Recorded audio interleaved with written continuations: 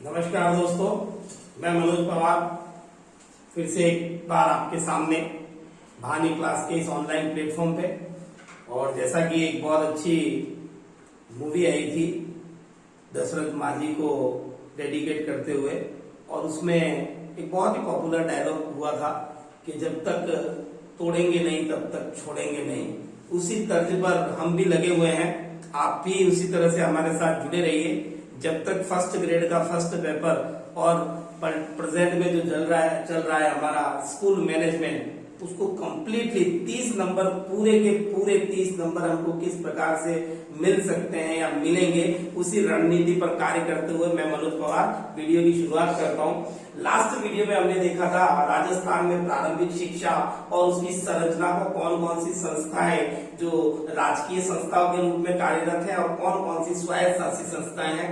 और जिन संस्थाओं को मुझे अलग से वीडियो में बताना है उनको मैंने सिर्फ इंट्रोडक्शन के साथ छोड़ दिया था, क्योंकि उनका अलग से वीडियो में लेकर के आऊंगा, जिसमें SIERT था और एक था राजस्थान राज्य पाठ्य पुस्तक मंडल प्रारंभिक शिक्षा को लेकर के। तो आज के इस वीडियो में हम देखेंगे राजस्थान में माध्यमिक शिक्षा की संरचना या ढांचा, जो कि लास्ट वीडियो अगर आपने मेरा देखा है तो सचिवालय और निदेशालय स्तर का प्रशासनिक ढांचा में आपको बता चुका था कि कौन कौन से पदाधिकारी कार्यरत रहते हैं। इस वीडियो के अंदर लेकर के आया हूं मैं राजस्थान में माध्यमिक शिक्षा से जुड़ी हुई विभिन्न संस्थाएं या विभिन्न विभाग। देखिएगा तो विभागीय संस्थाएं कौन कौन सी रहेंगी और कौन कौन सी राजकीय है और कौन कौन सी स्वायत्त शासी है। तो विभागीय संस्थाएं जो माध्यमिक शिक्षा को लेकर के कार्य करती हैं। देखिएगा माध्यमिक शिक्षा से जुड़ी हुई संस्थाओं में पहली बात करूंगा मैं सरकारी संस्थाओं की।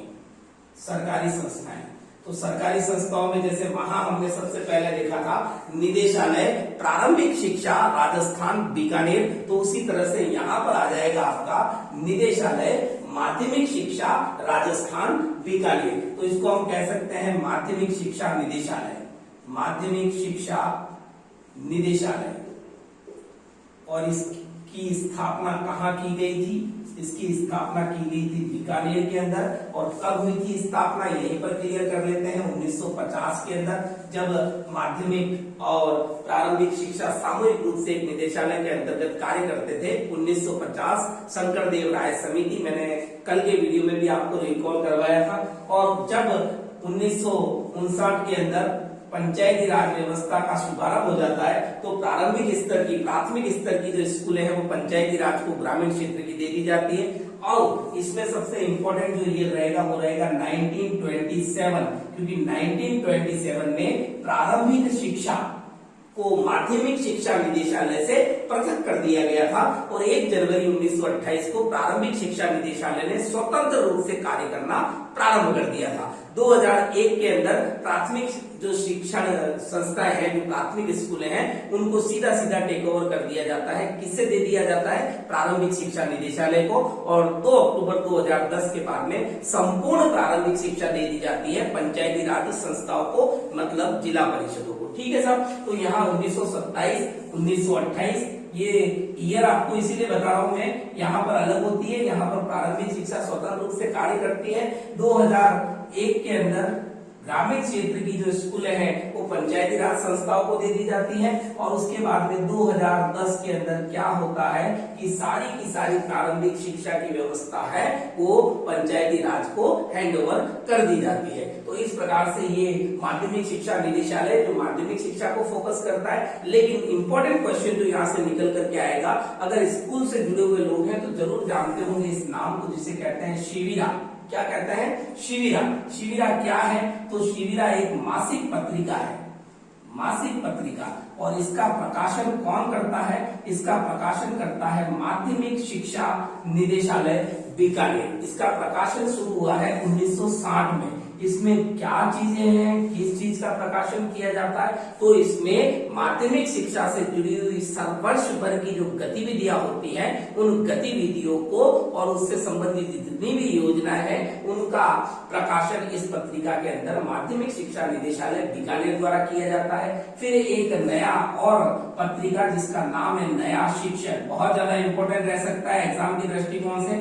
नया शिक्षक एक त्रैमासिक पत्रिका है, शिविरा आपकी मासिक पत्रिका है, ये त्रैमासिक पत्रिका है और इसके अंदर शिक्षकों से जुड़ी हुई समस्याएं और शिक्षकों को दिए जाने वाले नवाचारों का प्रकाशन किया जाता है। तो दो चीजें हैं यहाँ पर, शिक्षण व्यवस्था से जुड़े हुए नवाचार व शिक्षकों से जुड़ी हुई समस्याओं का प्रकाशन इस नए शिक्षक नामक त्रैमासिक पत्रिका के अंदर माध्यमिक शिक्षा बोर्ड, माध्यमिक शिक्षा निदेशालय बीकानेर के द्वारा किया जाता है। तो ये पहली आपकी राजकीय संस्था हो गई। उसके बाद में अगली संस्था जो हम सरकारी संस्था देखने जा रहे हैं, उसके बारे में भी मैं आपको बता दूं। जो संस्थाएं सिलेबस के अंदर अलग से फोकस की गई हैं उनको मैं डिटेल में पढ़ाऊंगा, तो बिल्कुल भी चिंता नहीं करें आप, क्योंकि अगली जो दो संस्थाएं हैं, दूसरे नंबर की और तीसरे नंबर की, इनका नाम और ये कहाँ स्थापित है यही देखें, क्योंकि ये अगले वीडियो के अंदर मैं डिटेल में लेकर के आऊंगा। पहली है IACE और दूसरी है CTE। ये दो संस्था है, पहले प्रारंभिक स्तर पर IACE थी, ये उच्च अध्ययन शिक्षा संस्थान है। इसको क्या कहते हैं? उच्च अध्ययन शिक्षण संस्थान।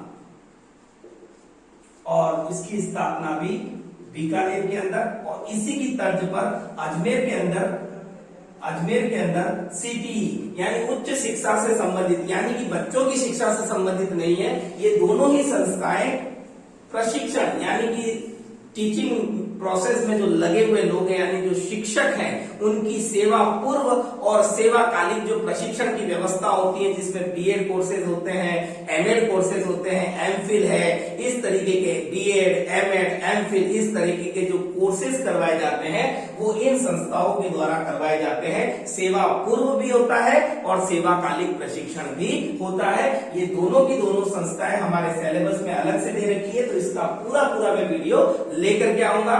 ध्यान यही रखना है कि ये उच्च अध्ययन शिक्षा से जुड़े हुए जो सरकारी संस्था के अंतर्गत आती है, इसको कहेंगे हम शिक्षक शिक्षा महाविद्यालय, शिक्षक शिक्षा महाविद्यालय यानी college of teachers education Ajmer के अंदर, और ये है उच्च अध्ययन शिक्षण संस्थान बीकानेर के अंदर IACE। वर्तमान में CTE जो कार्यरत है अजमेर के अंदर, इसकी सारी रूपरेखा निर्माण का कार्य भी IACE द्वारा ही किया जाता है, क्योंकि इसी की तर्ज पर इसको बनाया गया है। तो ये दो संस्थाएं हो जाती है जिनको हम डिटेल में पढ़ेंगे।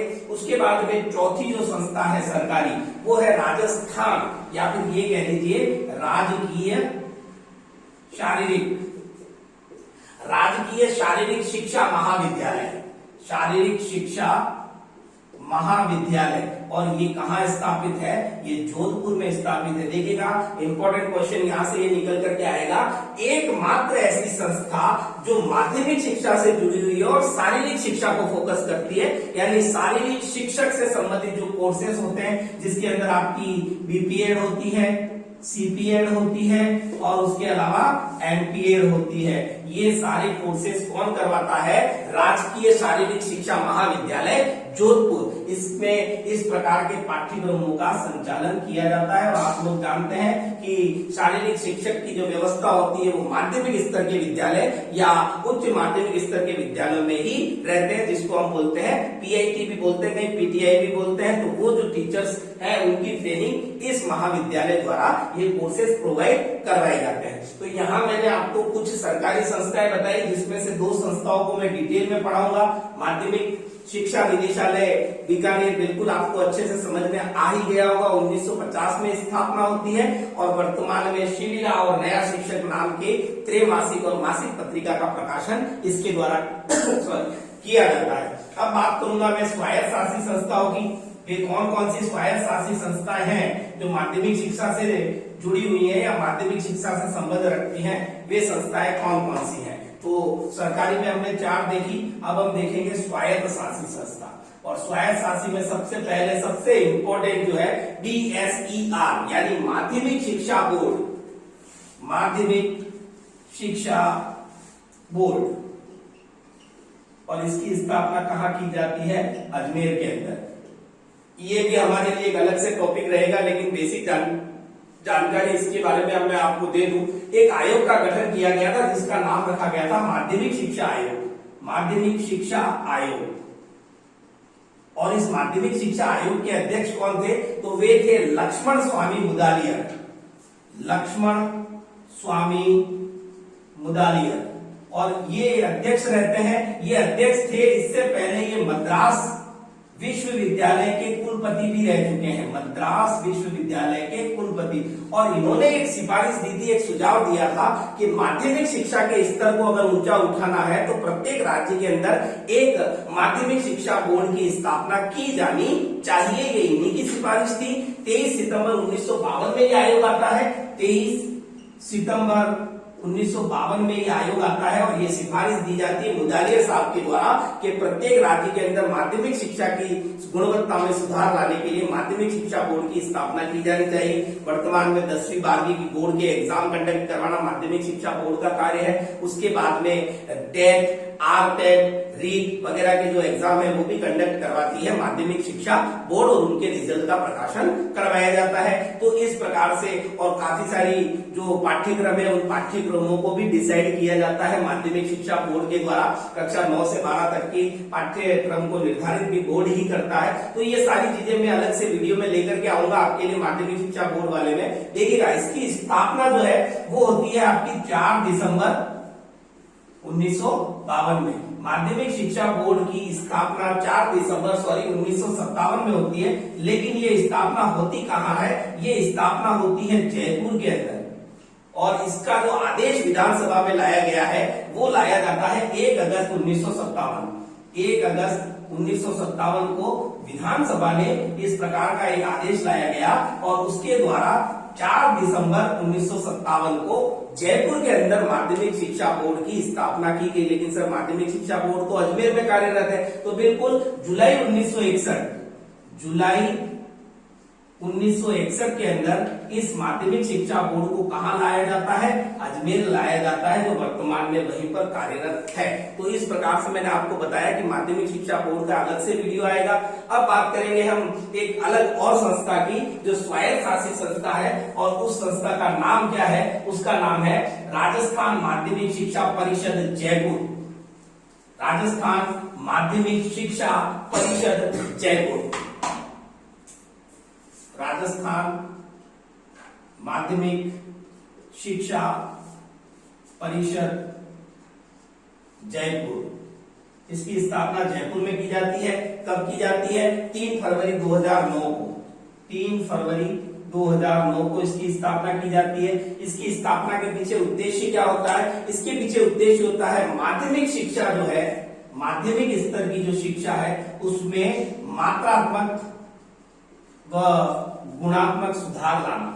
मात्रात्मक व गुणात्मक सुधार के लिए इस संस्था की स्थापना 2009 के अंदर की जाती है, और रमसा नामक जो संस्था कार्यरत है उसका संचालन भी इसी परिषद के द्वारा किया जाता है। रमसा का संचालन कौन करता है? तो राजस्थान माध्यमिक शिक्षा परिषद जयपुर। माध्यमिक स्तर की शिक्षा में गुणात्मक और मात्रात्मक सुधार लाने की दृष्टि से इसकी स्थापना की जाती है। उसके बाद में अगली जो स्वायत्त शासित संस्था हम देखेंगे वो है राजस्थान। आप लोग इस नाम से परिचित भी होंगे, राजस्थान स्टेट ओपन स्कूल।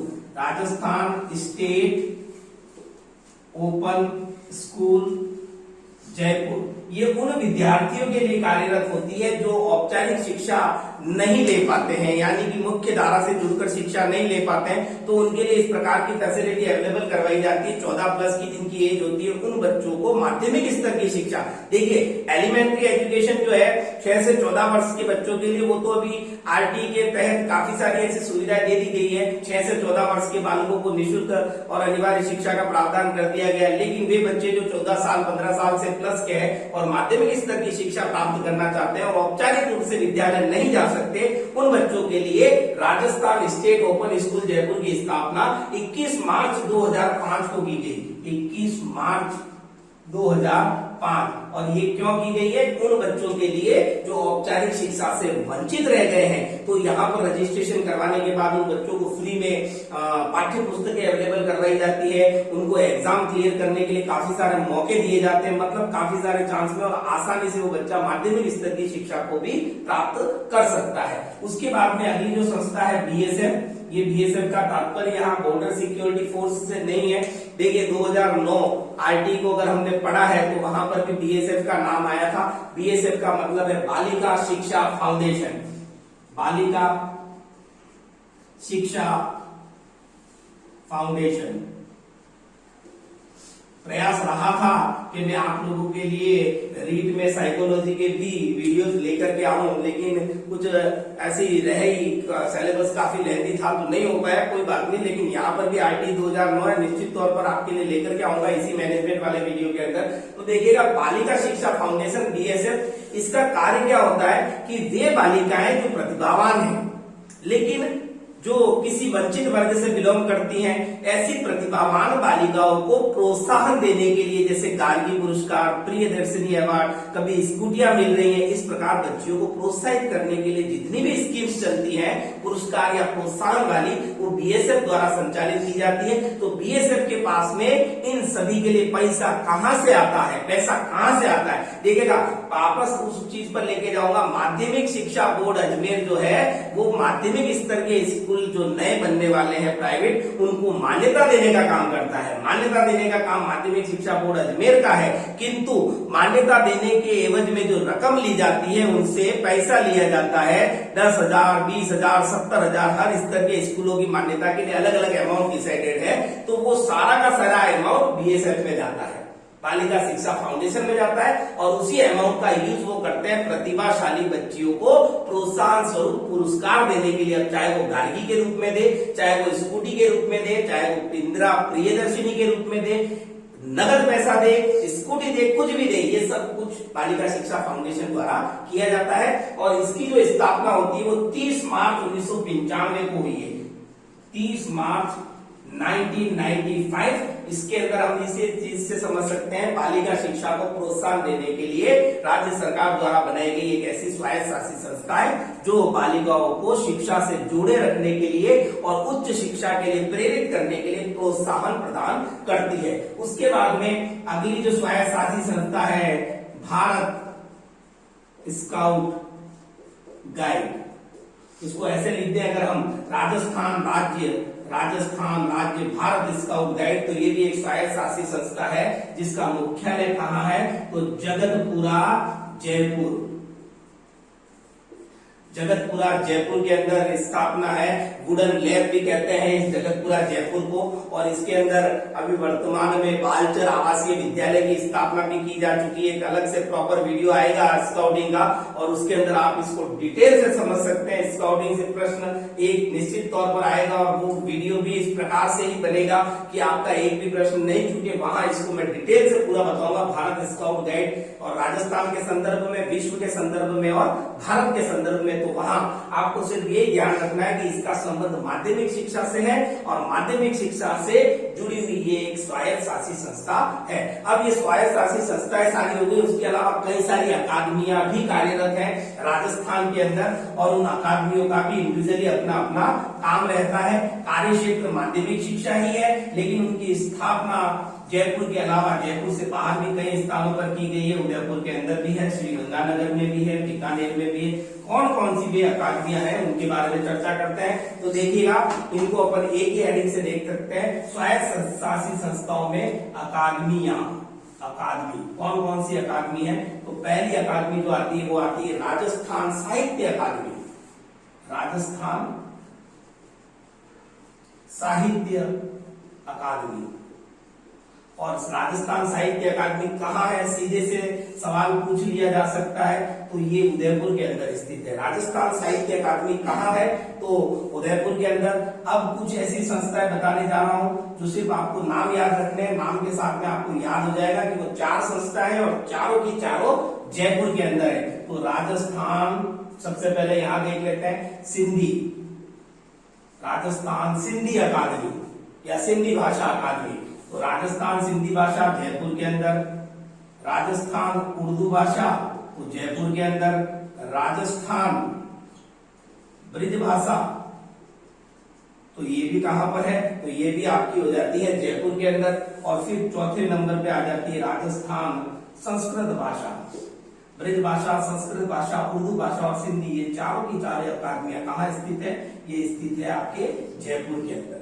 तो 4 भाषा से संबंधित अकादमियां हैं वो जयपुर के अंदर। एक भाषा से संबंधित जो अकादमी है पंजाबी भाषा, राजस्थान पंजाबी भाषा, पंजाबी भाषा अकादमी, तो वो हो जाती है आपकी श्री गंगानगर, क्योंकि हम लोग जानते हैं कि पंजाबी भाषा से संबंधित ज्यादातर लोग श्री गंगानगर क्षेत्र में, तो उस अकादमी को याद रखना इजी रहेगा हमारे लिए। और साहित्य अकादमी उदयपुर के अंदर है। उसके अलावा एक अकादमी और बच जाती है और उसका नाम लिखते हैं हम राजस्थान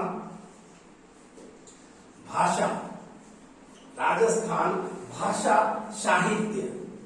सिर्फ साहित्य अकादमी पूछता है तो उदयपुर में, लेकिन राजस्थान भाषा साहित्य व संस्कृति अकादमी कहाँ है, तो वो हो जाती है आपकी बीकानेर के अंदर। इस प्रकार से कुल 7 अकादमियां हमने यहाँ देखी। पहली उदयपुर के अंदर, 4 जयपुर के अंदर, 1 गंगानगर में और 1 हो जाती है बीकानेर में। तो ये कुछ ऐसी अकादमियां हैं, 7 अकादमियां। इससे रिलेटेड क्वेश्चन सिर्फ यही आएगा कि निम्न अकादमी कहाँ स्थित है, या सिंधी, उर्दू, संस्कृत, ब्रज भाषा न देकर के वहां पंजाबी भाषा दे दिया जाए और पूछ लिया जाए कि निम्न में से कौन सी भाषा अकादमी जयपुर में स्थित नहीं है। तो इस तरीके से क्लियर रखना है, सिंधी, उर्दू, संस्कृत, ब्रज भाषा जयपुर में है, जबकि एकमात्र पंजाबी भाषा अकादमी वो श्री गंगानगर में है।